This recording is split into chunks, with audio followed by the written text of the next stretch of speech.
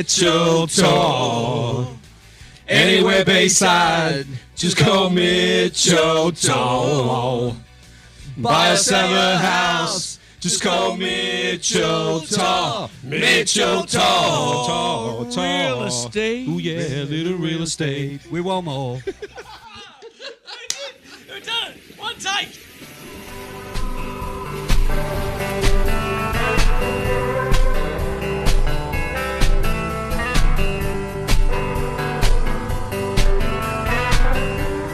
I'm Ilana Razbash, and this is Radio Architecture.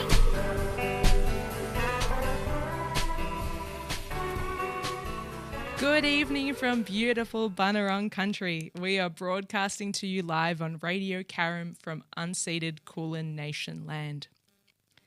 My guest this evening and conversation partner is Jenny Edwards, a sole owner and director of Lighthouse Architecture and Science, a multi-award-winning practice that integrates science and architecture to deliver highly efficient, all-electric, climate-resilient homes, new and renovated, across the Canberra region.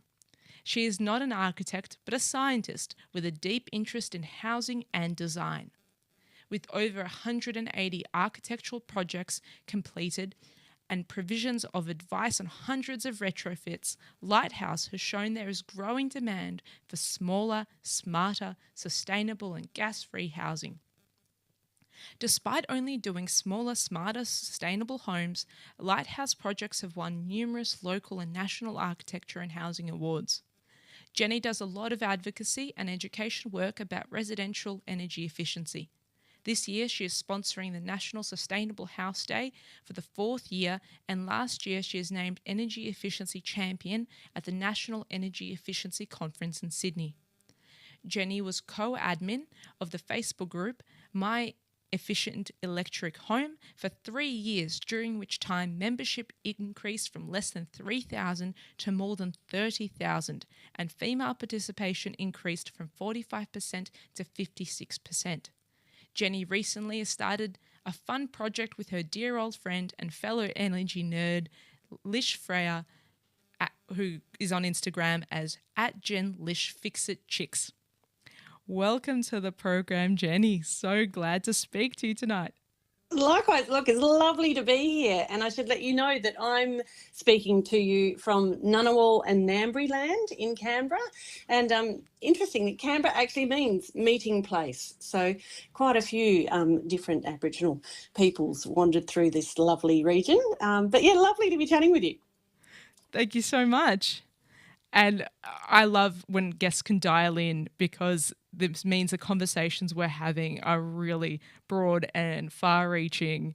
And I even just found out this week that there is listeners in Slovenia who tune in regularly, who happen to be a friend of a friend of a friend of a guest. So there's conversations about architecture are expanding, and a pleasure to Very speak cool. especially a pleasure to speak to you tonight, because you are such a big advocate for our profession. Thank you. The question I like to ask all my guests first is, what's your earliest memory of a building or place? Oh, wow. I'm really lucky in that I've lived in 28 different houses. My earliest memory, though, right, is sitting on the back, 28 different homes.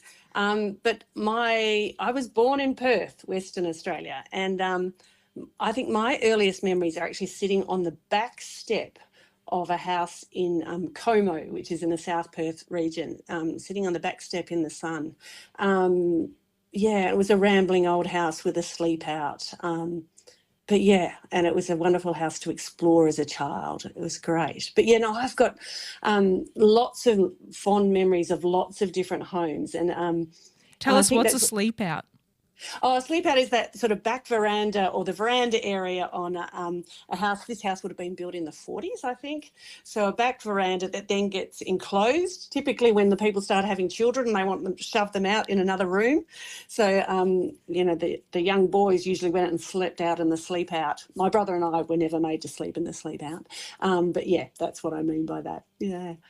So typically I have memories, my fondest memories of each of the houses I lived in were the sunny the sunny spot, particularly as I moved to colder climates from Perth. Yeah.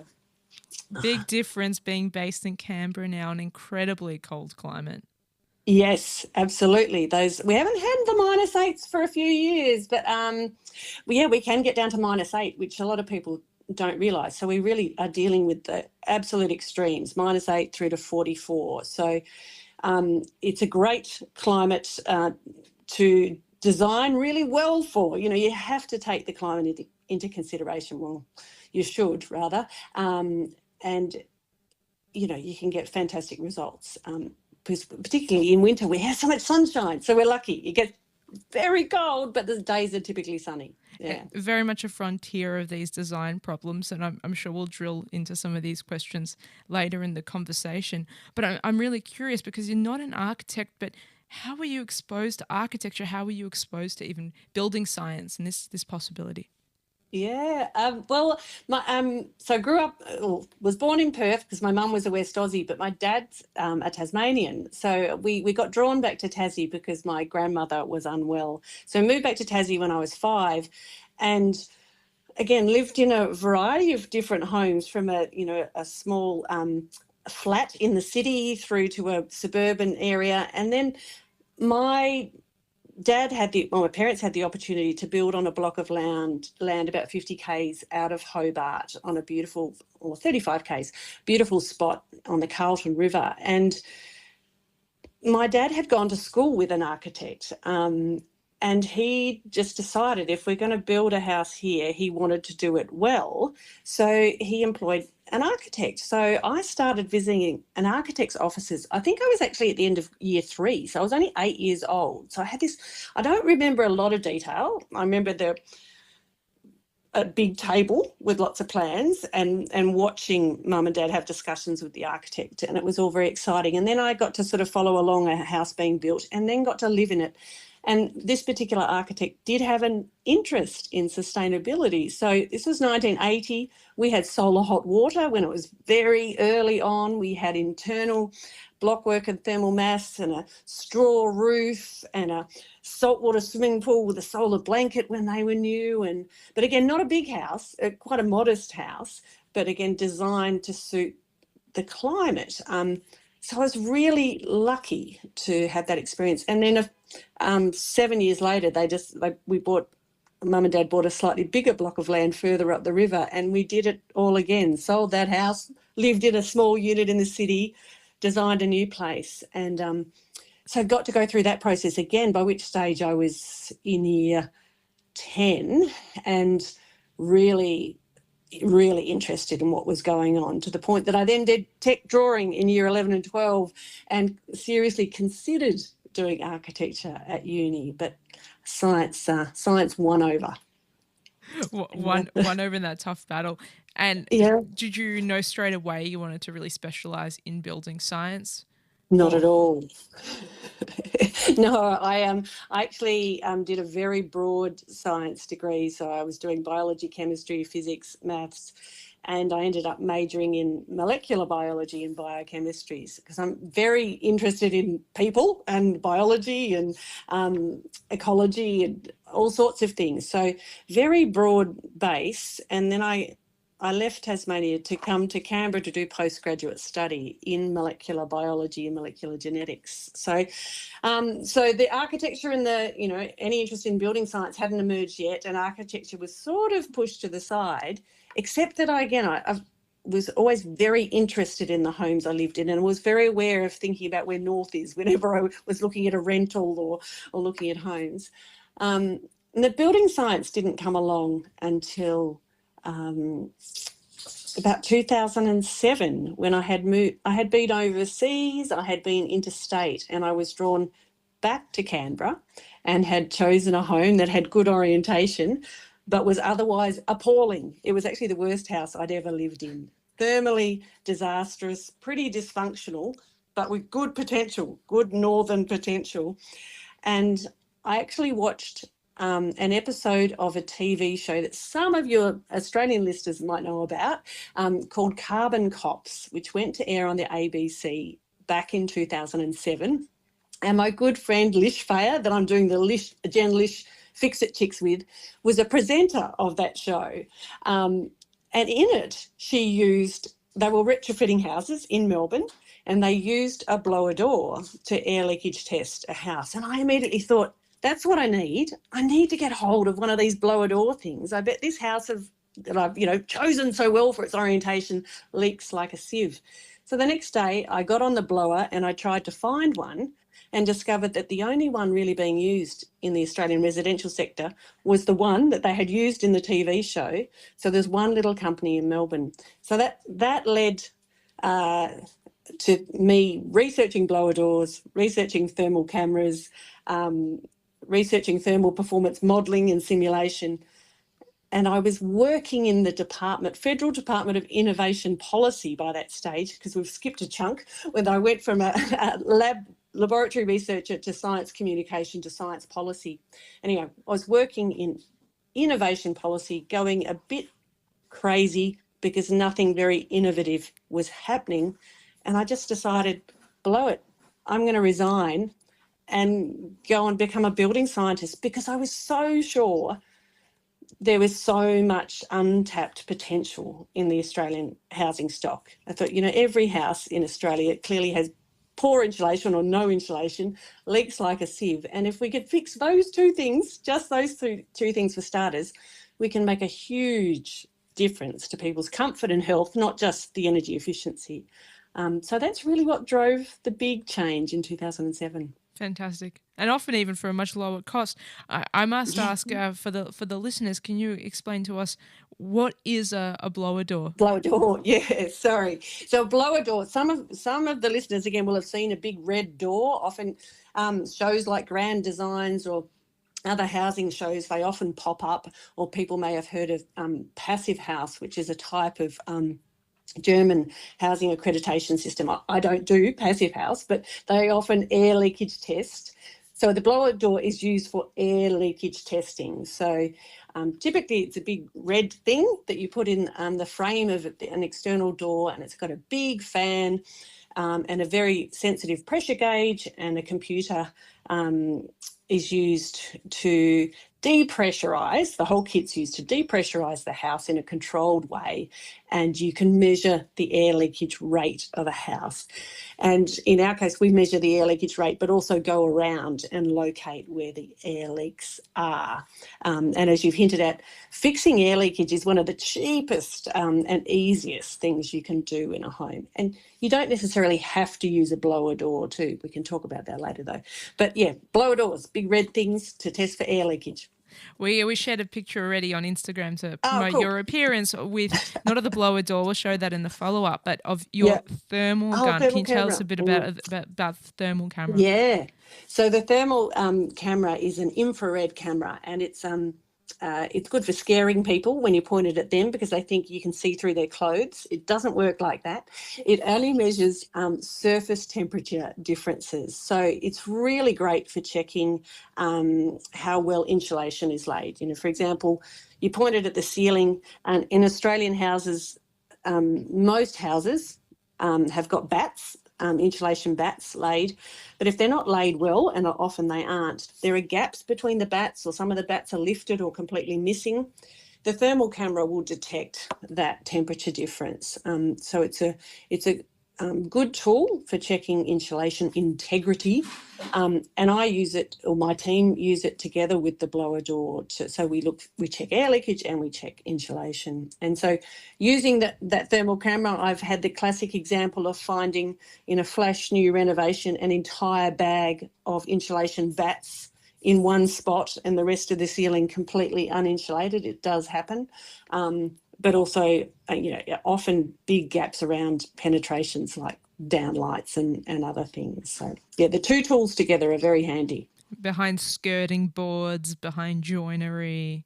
Yeah, the air leakage, absolutely. And so you don't need really need the thermal camera to find those. You just need the blower door, but also you can just use an incense stick and your fingers and your toes and your eyes. I say in Australian houses, you can actually see most of the air leaks in Australian homes. So start with the ones you can see, and then you can use some fancier tools if you want to get down to the nitty-gritty. What's the best way and the cheapest way that listeners can fix some of their big ticket or cheap ticket air leaks just this weekend? Yeah, look, one thing you want to familiarise yourself with is the corking gun aisle at your local hardware store. So a corking gun is a gun that you squeeze out. It's like icing a cake. You squeeze out different types of gap filler. So cork or gap filler is what you'll need for a lot of draft sealing, but it depends on the type of leak. Again, check out Jen Lish Fix It Chicks. There'll be lots of tips there, but also things like gap filler rod. So draft sealing isn't just about weather strips around your doors and windows. A lot of people think, draft sealing, that's just doors and windows. But it is all those junctions in your home and around windows. A classic I like to challenge people to check is around your windows, between the architrave of the window and the gyprock surrounding it, particularly on the top and the bottom, you will often find you can stick your finger right in, and that's a direct source of air leakage. Really easy to fix though. Some gap filler rod and then cork over the top, and anyone can do it. You don't have to be a DIY guru to do draft sealing. I promise you, you'll get the hang of it very quickly. Exactly. And if you get stuck, it's Jen Lish Fix It Chicks. Chicks, absolutely. Or anyone else really, YouTube, Instagram, TikTok. There's so many accounts that show you how to so many cork. examples now. Yeah, and My Efficient Electric Home, the Facebook group you mentioned before, and Renew magazine also has lots of great stuff. Because you often talk about that people can do all these things first, and it's much more cost effective than going ahead and just spending money on double glazing straight up. Where the carbon investment actually on that material that you're spending, new frames, new glass, and the old one going to landfill, might not be the most sustainable solution. No, it breaks my heart. I love double glazing, and in new houses here in Canberra, we, of course, are always specifying double glazing. But when it comes to renovation and retrofit, it's not even in my top 3, 4 or 5. But I totally understand why people get seduced by it, because it's new and shiny and you can see it and you can show it to your friends, just like solar panels. So double glazing and solar panels seem to be the thing that really captures people's imagination, and they're very easy to market. And I'm not saying don't do those things, but you're crazy to do those things first. I have a little acronym I like people to remember, and it's DIG, D-I-G, draft seal, insulate and get off gas are really the big priorities. And gas usage where you are, Ilana, in Melbourne, and where I am in Canberra is really big. So there's a lot of people who are making that transition. Other parts of the world, it isn't as big an issue, but getting off gas is really a really important step. So do those things first. Absolutely. I'll add one more thing to your list. We have a lot of tiled roofs out here. Especially in older and more established areas. Yes. And those roofs need to be maintained and restored. And when you restore your tile roof, much cheaper than a new one to restore it, you have the opportunity to also effectively paint it when you cover it with a waterproof membrane. So for our climate in Melbourne, though I have a feeling you'll say it's not the same in Canberra, we want to have light coloured roofs to really reflect that heat. Well, I would challenge that a little bit, actually, because I think the roof colour. Look, you're right. I wouldn't encourage anyone in a climate that's dominated by. Well, you're still dominated by heating requirements, really, in Melbourne. But the climate is warming up, and in summer we do need to think about keeping cool, and roof colour can play into that, but not as much as everyone makes it out to be. Your ceiling insulation is really the key thing to stop the heat transfer into your home over summer.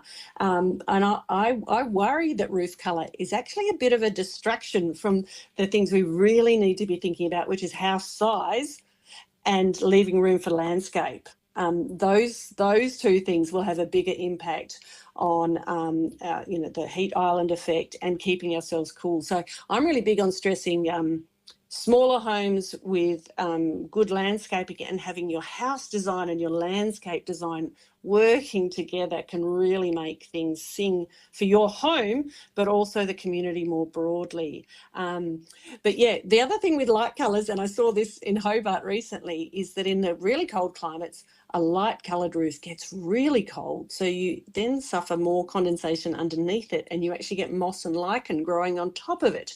So it's a bit of a balance. Yeah. It's really so different there in Tassie and Yeah. up in Canberra as well. And that's something we have to remember. We have 8 climate zones across Australia. It's not a one-size-fits-all we have a lot more than development. 8. Yeah. Yeah, you know, the National Construction Code has 8, but in the thermal performance modelling software we use, there are 69, and there's talk of increasing that to 80 different climate zones. And so, yes, we have to remember that Australia is an enormous country and the climate does vary so much. And that's why a lot of people have reached out to me over the years saying, you know, why don't you expand and can you work over here in these different states and different places? And I say, no, you need to understand that I could learn about those climates and how to do it there, but we're really specialising in how to improve things in this climate zone. And I'm very big on encouraging people to work with local experts.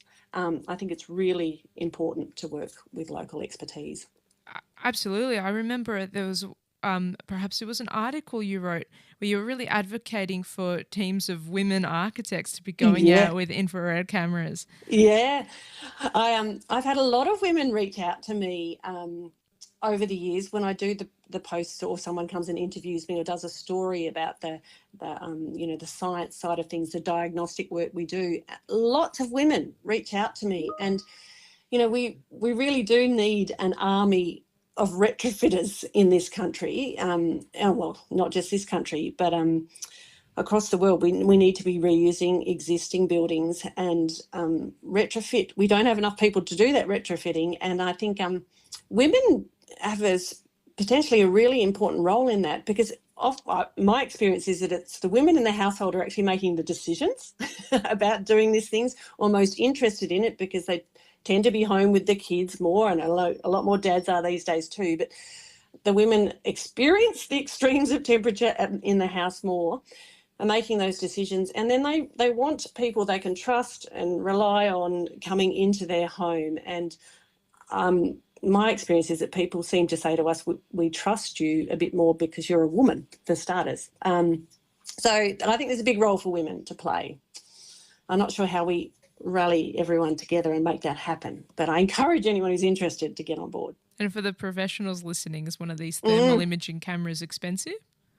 Mine's $10,000, but I do say to people, hesitate a little bit. You can get plugins for your mobile phones for about $300 these days that are not anywhere near as sensitive as the camera I use. You do have to know what you're seeing. So I have done a fair bit of physics, and it doesn't take long to understand what you're seeing, but you do need an understanding of construction and temperature differences to interpret a thermal image well. So I get a little bit nervous on my efficient electric home. I've seen people talking about, I'm thinking about retrofitting my house. I think the first thing I might do is go and buy a thermal camera. It's like, oh my God, you don't need to buy a thermal camera. You need to get an insulation person in to top up your insulation, and you need to look for draft seals. So get the basics right first. Get the basics right. But I know there are some architecture practices who have got thermal cameras, but again, I'm not sure whether it's something the architect can buy. You know, again, that's where Lighthouse is so different, because we do have a science team and the architecture team. So we don't pretend to be architects, the science team. The architects do the architecture, the science team does the science. I was just about to ask, how did Lighthouse Architecture and Science come to be, and how do you have that structure? How have you set up the business? Yeah, look, I never planned this. Lighthouse is actually Canberra's largest residential architecture practice now, and I never planned to have an architecture practice at all.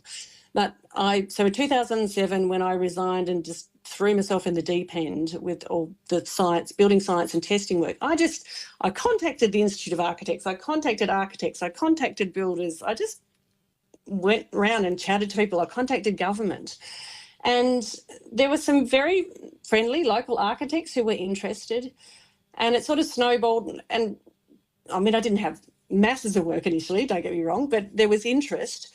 And through that, I met a builder and architect who had recently teamed up. And I was also doing thermal performance modelling, so the energy efficiency rating, and was forever disappointed when I opened up plans and thought, oh, God, I could offer plenty of advice on ways to improve things, but rarely did I see stuff that was good. Anyway, this builder and architect contacted me, shot me through the plans, opened up the plans and went, wow, it was small, it was smart, it was sustainable, it was already really well designed.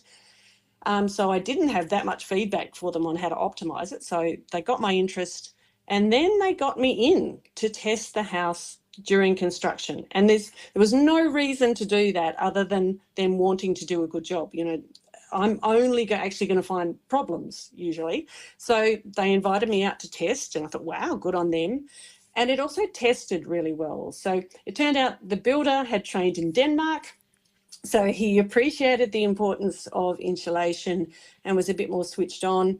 I taught them a bit about air leakage. They had formed a business called Jigsaw Housing, and after that meeting, I shared office space with them, which was actually the first house they designed, the one I worked on. And then a year later, they asked me to come on as a third director. So we were actually architect plus builder plus scientist originally, Jigsaw Housing. And so that was the first 4 years was that structure. And that interest in that grew very rapidly. Because we skipped a bit, but I did a master's in science communication. So I have always been very passionate about education, awareness raising, communicating. I'm not scared to talk to the media. I know how it can help us. So we did a lot of media and things, and it grew quickly. But then three directors, it's always a bit tricky, three directors from different professions. We had slightly different views, and in 2015 we agreed that we wanted to go in different directions. So I actually continued the business. It's still Jigsaw Housing, the company, and the guys left to go off and be one of the architects actually became a registered builder. So he's an architect and builder, and the builder is off building for different architects. But I kept that structure of architecture and science, which, as you can imagine, caused a bit of a shock in the local community, the construction community, and the architecture community, thinking, who does she think she is? She's not an architect. She's not a builder, as if she can do this. So it's been very satisfying to do it and to grow it. From back then, we were a team of 5, I think, when we downsized or split the construction off. We're now a team of 17. And as you mentioned, we've got over 180 completed projects now, and we're doing 30 or so a year. Phenomenal. So that was a bit of a rant. Yeah, so it wasn't planned. It just evolved, it fascinates and amazes me still when I look back. What a story. That's really, really incredible. And do people come to you sometimes for separate services as well? Just the science side, just the testing, modelling, or just the architecture? Yeah, I think no one comes to us for just the architecture. Everyone knows it's integrated, and I think that increasingly really appeals to people. Particularly, we've got a lot of science nerds in Canberra too, and we've got that extreme climate, so people do appreciate that. Oh, perhaps we should be designing for this better. So the architecture focused clients come to us for that integration, undoubtedly. Admittedly, some of them have a really stronger interest in the science. Others are, it's for the architecture and the science as a bonus.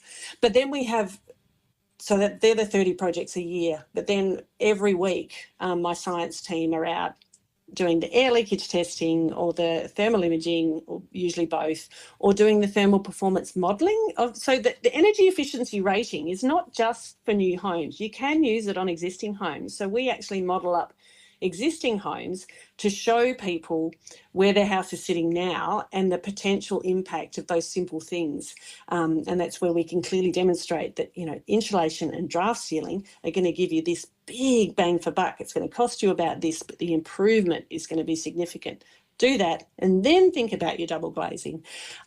So we do about 120 of those smaller scale advisory sort of services per year. And those people have budgets of anywhere between, $5,000 or maybe $50,000, but they're not doing architectural changes. They just want to upgrade the efficiency and improve their health and comfort.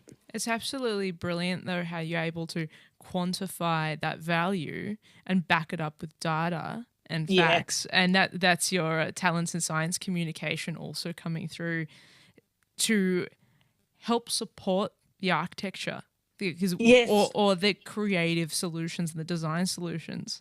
Yeah. I find it also interesting that being such a cold climate and on the frontier of these extremes, as you mentioned, from -8 to 45, people naturally have to be a bit more switched on about the decisions they're making. If you live, if you live in a more temperate climate, oh, well, it's all right. Oh, well, we run the heater. Oh, well, we run the aircon. Oh, well, I've been here for 20 years. Oh, well. And you sort of plod along, but Canberra forces you to confront these realities, doesn't it?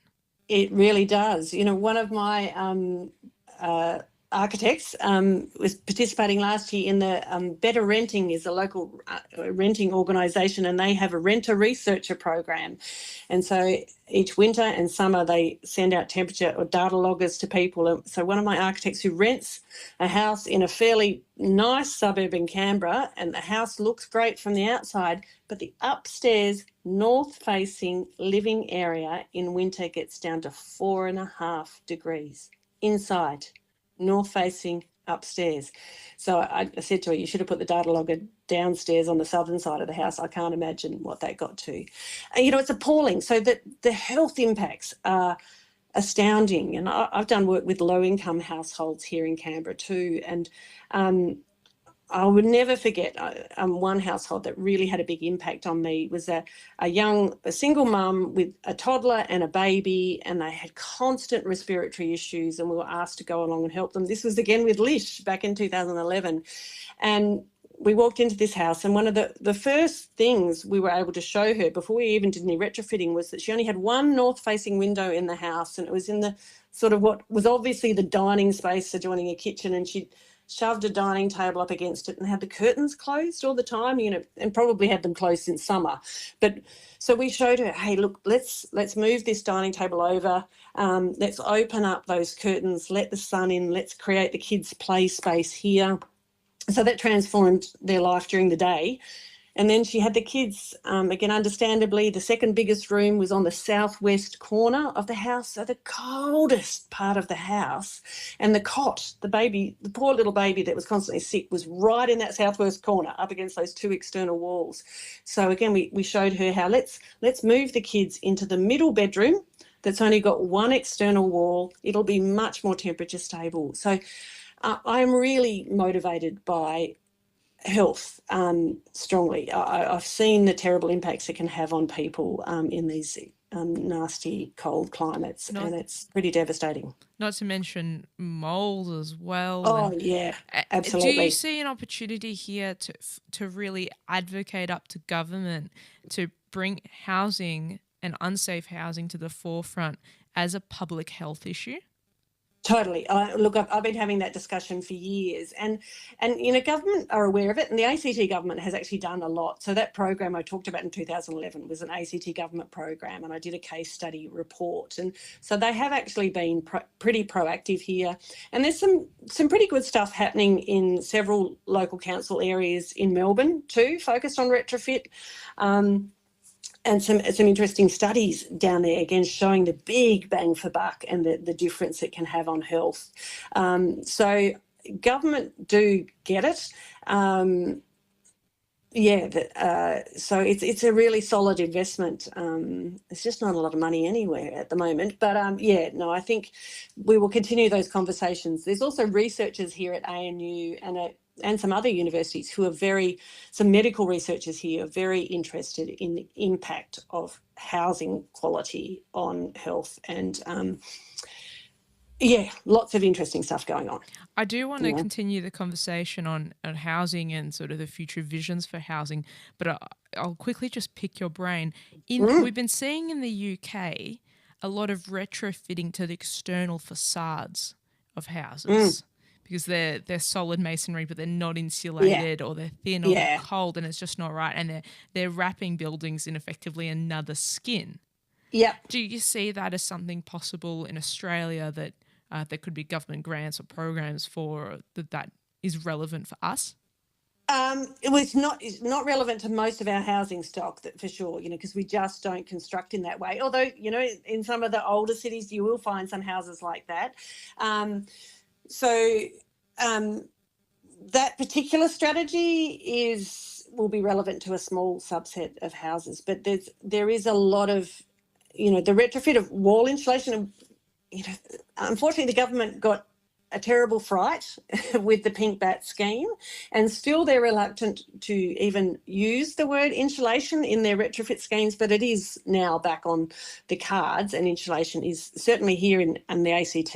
They're retrofitting a lot of low-income housing, and you can get low-interest loans, and also in Tasmania too. So the Tasmanian government has actually followed the ACT government's lead, and I think some of the Victorian councils. So similar programs, but a different approach. But there's just so many of those UK housing types that can only be successfully upgraded with external approaches.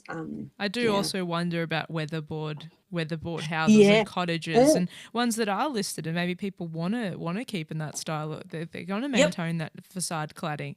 So that's right. You can pop off the external facade, insulate it, get that sarking, that builder's paper, which wouldn't have been there to begin with, and then put on better. Yeah, you don't even cladding. necessarily need to take, unless the weatherboards need replacing. You don't even have to take it off. There are pump-in approaches you can use. We certainly have done it here in Canberra, and there's an outfit in Melbourne who do a lot of places. So sometimes when you're renovating, you're taking the internal lining off, which gives you ready access. So while if you're going the whole hog and taking both sides off, yes, you'd put the vapor permeable sarking in, but you don't have to have it. So another thing I like to stress to people is things don't have to be perfect. Just because we know now with a new house that we do it this way doesn't mean we certainly can't afford to retrofit to that level in the existing housing stock. And it's okay for things not to be perfect because they're crap right now. So anything's going to be better, right? So don't let perfection be the enemy of the good. And this is, I'm going to say it, I always get around to it eventually. I feel Passive House, the incoming marketing power of Passive House has got a lot of people terrified. So Passive House is a German accreditation system which is all about pretty extreme air tightness and very high levels of insulation, and you can get fantastic results undoubtedly, but you don't have to go to that level to have an incredibly healthy and energy efficient home. But I feel a lot of people have been frightened of doing anything less, or have been convinced that anything less is dangerous to your health somehow, and that's not the case. There are very a healthy place in between. It's extremely well marketed, isn't it? Yes, it is. House. Yeah. Just have to get your ventilation right, get your airflow right. If you're keeping the air tight, you still need to change it over and keep it clean. Totally. And, air tightness and ventilation, very different things. Even in a 1960s home or a 1920s home or a passive house, or the way we approach it, it's important to think about ventilation and air leakage as different things. In Australia, we've tended to have incredibly leaky homes and to consider that ventilation, which is not a healthy approach. So we have to be thinking about both of those things, and that's again where a building scientist might come in. Excitingly, I read an email today that there is going to be a building science course starting up at one of the Victorian universities. I'll have to find out more and tell you about it, Ilana. Yeah. Let us know. We'll share with the listeners on Instagram. Yeah. Yeah, really exciting because currently in Australia there is no way to learn building scientists. You know, I'm a scientist who's come back to housing and is applying science to it, but there is no way to really learn this stuff. And you know, I've certainly learned a lot on the job. That's probably where a lot of that fear that you describe in people comes from. That Absolutely. you know, there's 1,000 ways to skin a cat. There's so many different opinions. Yeah. There's a lot of passions about it. Yeah. And I can imagine listeners will start doing their Googles and quite naturally start freaking out. Totally. Yep. But hopefully more architects will become interested in this building science and getting the fundamentals of building science right, and can offer similar consultancy services as you do. Definitely. Yeah. That's my hope. Let's continue the conversation on housing. One of the most sustainable ways is, of course, to use our existing building stock, use existing big houses. You've recently downsized from your home. What are the other options that people have instead of just selling up, moving away, to downsize their existing place, their big family house, the McMansion, or maybe they just love the place and have lived there for a long time? That's right. You know, we often get contacted by people who they love their local community and they don't want to leave it, but they are often in a big house. And so I've become recently very passionate about what I call small scale co-housing. So, you know, we have a housing crisis and a lot of older people who are lucky enough to own property are realising that their kids or their grandkids in some cases are really struggling to find somewhere to live. And I've got 3 adult kids and I do not know where they're going to live. They struggle to find rentals. So we're taking a couple of different approaches. So one is where there is the big rambling family home. A lot of those bigger homes built in the 70s, 80s and even 90s, we retrofitted one recently, you can create 2 homes in one quite easily. You know, I always talk about smaller housing. You know, if you're serious about sustainability, a smaller home is number one thing really. And these big homes are ridiculously big. We all know, well, probably most of your listeners know that Australia has the biggest homes in the world and Canberra sadly has the biggest homes in Australia. So we're really bad. So these big homes could potentially, the older couple can potentially, we've done a lovely one I shared on our Instagram account the week before last where the matriarch of the family has now got a lovely, I think it's 70 square metre, 8-star home at one end of the house. And her daughter's husband and the 2 kids now live in the 3-bedroom family home side of the property. And their backyard is still empty. So there's actually potential for another residence. So I would like to see a lot of the big blocks in Canberra turned into where there's one home, I would love to see at least 2, if not 3 3 residences or 3 space for 3 groups of people to live together.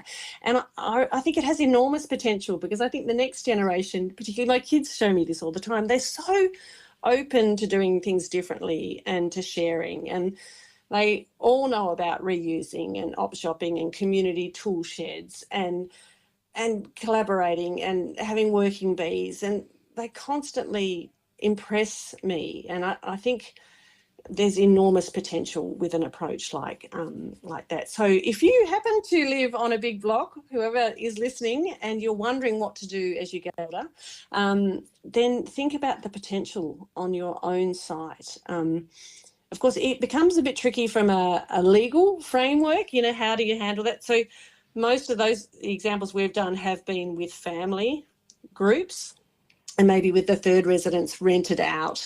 But there are clever ways to work. We are often working around our planning regulations. The planning regulations aren't really keeping up with the needs. So, you know, we're certainly demonstrating different ways to do it, and hopefully the planning regulations will then start to bend to make it actually easier for people to do this.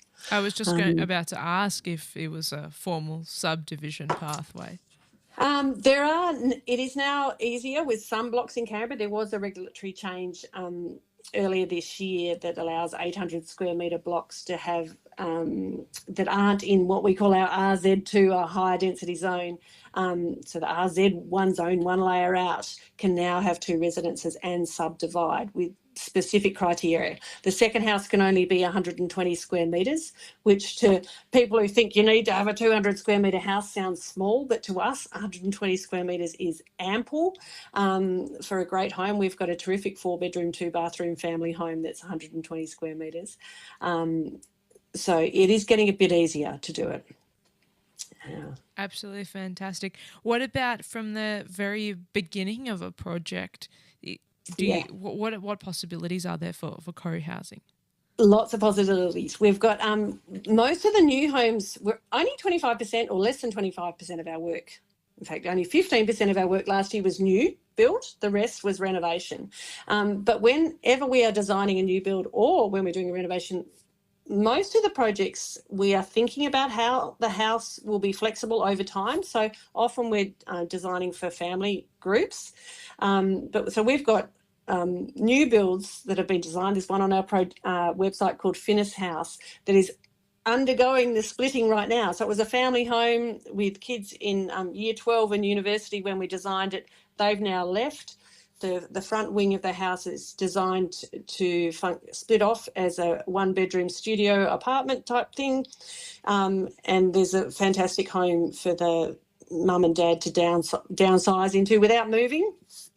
So we are always encouraging our clients to do that, and the vast majority of them now do. So absolutely, from the very start of a project, we're encouraging people to think about flexibility. And the question I am constantly asking people is, where will your kids live? And it's really important we all stop and think about that. And we can't keep up the urban sprawl. It's crazy. There is potential within our suburbs to do density well, that missing middle.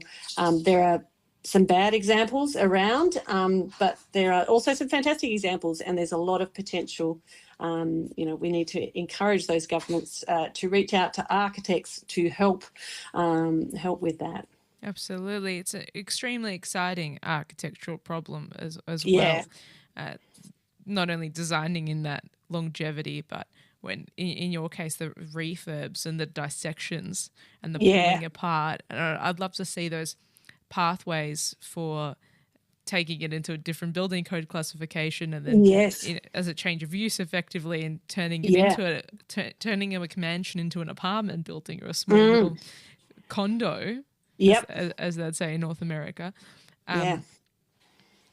to see that unfold. It would be wonderful. Yeah, so I'm hopeful that we're on the threshold of significant change, and we're certainly getting a lot of interest. And I've been pushing that message out a lot. Please reach out to us if you're wanting to do something. So we have got several projects that sort of fit the description that I've just been happily ranting about. Well, given that you're calling in from our nation's capital, I wonder, do you think there will ever be a federal government architect? I've actually never really thought about that, but I don't know. And I wonder, again, because we are such a big country, whether that would be appropriate. The construction code is national. Yeah, true. The construction code is national. And we have a chief scientist, we have a chief medical officer. Yeah. So yes, okay, we should, and maybe we will. I will talk to people. But I'd actually never thought about that, even though I worked for the chief scientist for a while. Strange, yeah. Oh, really? Yeah, when I was in the innovation department, working in innovation policy, we did a lot of work with the chief scientist's office. Oh, yeah. That's fantastic.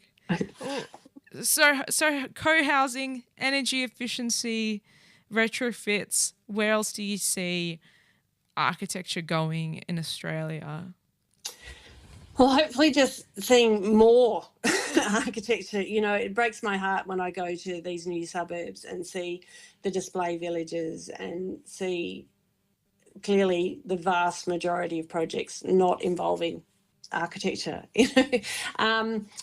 So it's really sad that in Australia, design, architecture in particular, is not valued. So I really want to see that change. So I do spend a lot of time as a scientist raving about architecture and the value it adds and the importance of it. That's my strongest disappointment in new areas is the lack of architecture. And you're able to instantly quantify that value of good design. And this research, we know we get $11.30 back in old money when this research was done about investment in architects' fees and the return in improved capital value. Yeah.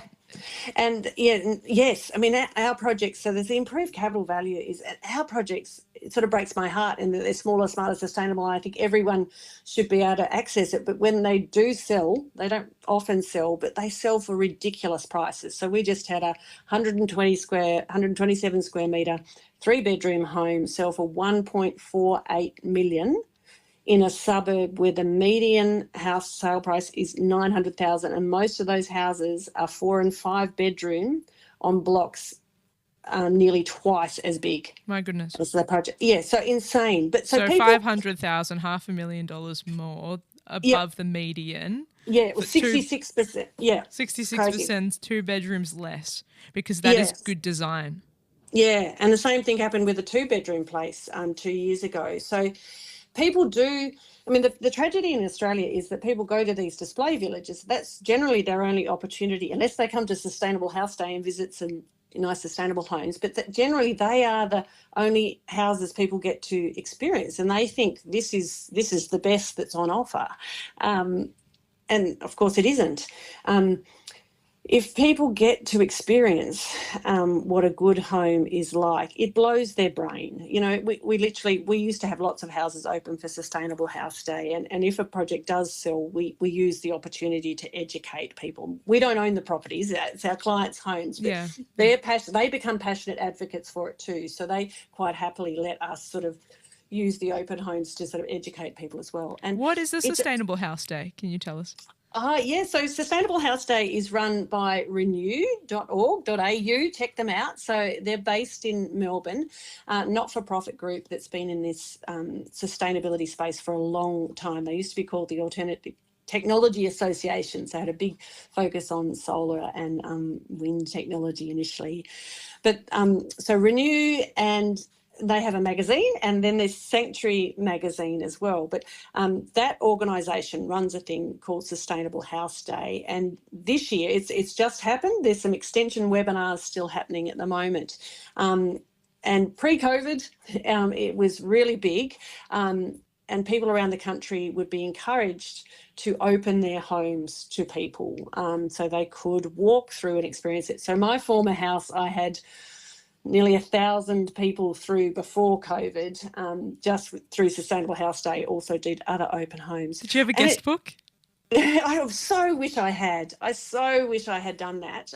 It's a big regret because, and I wish I'd got people to immediately fill in a survey online and capture the amazing things they would say. But it would blow their brains, because my former home was 150 square metres, which is actually big, a 4-bedroom, 2-bathroom on a 400 square metre block. And I had 15 fruit trees, 5 veggie beds, 2 large outdoor areas, and it was wonderful. It was a terrific family home, so small footprint home on a small block. And previously the type, and it was long and skinny and north to the front, the sort of blocks that the builders previously complained about. We can't even do 6-star houses on these blocks, they're ridiculous. And so then we thought, challenge accepted. So we did an 8.2-star house, and for the same price as the other family homes around. But the difference was the other family homes were about 200 or 220 square metres, but same number of rooms, but their energy bills were about 5 times what my home was. So there you go, rant. So Sustainable House Day gives people an opportunity to go and visit homes that feel and function wonderfully. But and then we talked about the capital improvements, but the thing I really want to impart to people, and any architects listening know this, but is the joy of a well-designed house. It's not just the health and comfort, it's the joy of being in a beautiful space. It has a profound impact on our mental health as well as our physical health, all of those things. So design, if only we can get the housing industry to value it more. That's my mission, I guess, really. It's really a right. Everyone is deserving of that beauty and that security. Yeah, totally. So you've just downsized. You moved out of that home you've described to us, and you're living in an apartment in the city. Yep. What was that like? It's really interesting. It shocked people a bit that I would leave my, award-winning home that I loved. Don't get me wrong, but 3 adult kids had all left. So we were now in a 150 square metre house, me, my partner and my dog, and we didn't need all that space. So I thought it's time for another family to experience this, and I want to try living in the city. So I've moved into an apartment building, 17 years old. I've got a large single glazed window next to me at the moment and some lovely vertical blinds. So there's lots of potential for improvement here. So we're early in the process of improving this and doing some more aesthetic fit out, or more aesthetic stuff actually initially, before I get stuck into the thermals. So laying some lovely salvage timber, and I'm taking lots of advice from my architecture team on what to do next before I do the science. That's beautiful. You really got to live in a place and feel it out first to be able to decide what to do. Yeah, exactly. I say that to people when they come to us wanting to renovate or wanting to knock it down. We often say, do you really need to knock it down? And have you lived there long? Why don't you live there for at least a year, experience all the seasons and find out which bits of the house are really lovely and where the beautiful views are and the special spots. Living in a place is important, I think. How many traditional seasons do you have in Canberra? Oh, we have 13 in Melbourne. Yeah, right. The Ngunnawal people describe 6 distinct seasons here, which I can't tell you about in detail. I've been meaning to do a blog about it on my website, so I'm going to do that after this. But yeah, look, the weather is, I've come back.